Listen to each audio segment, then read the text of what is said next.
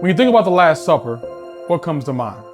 For a lot of us, it's the famous painting of Leonardo da Vinci. You can probably picture it right now. Jesus at the center, disciples on both sides, all gathered around the table. But that painting is actually a picture of a moment.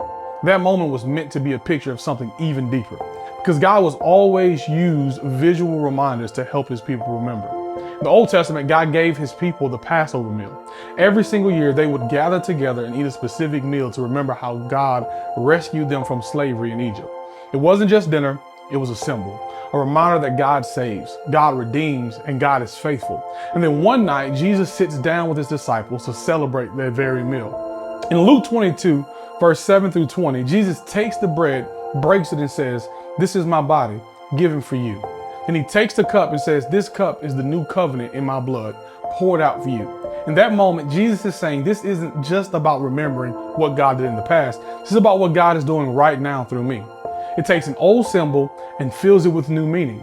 And that's what a symbol does. A symbol is something that points beyond itself to something deeper. And throughout history, symbols have done two powerful things. They bring people together and they preserve what matters most. That's exactly what Jesus is doing at the table. First, he invites his disciples to sit with him.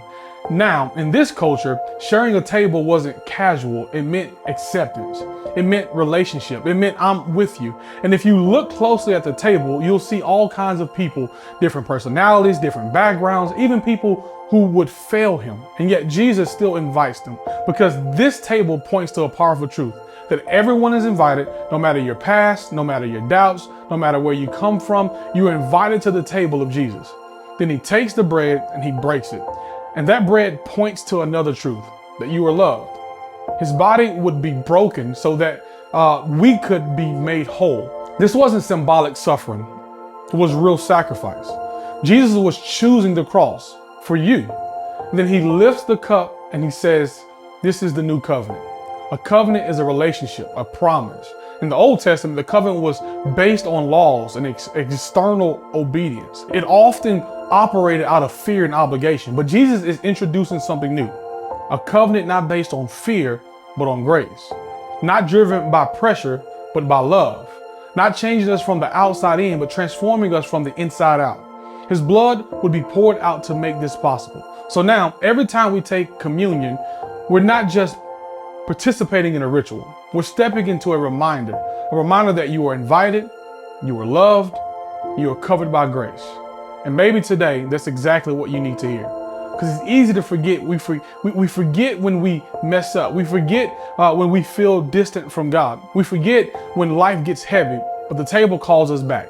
Back to grace, back to truth, and back to Jesus.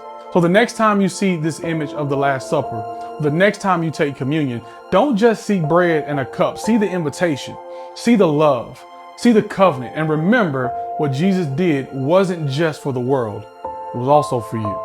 Hey, we love you. Have a good day and enjoy this week.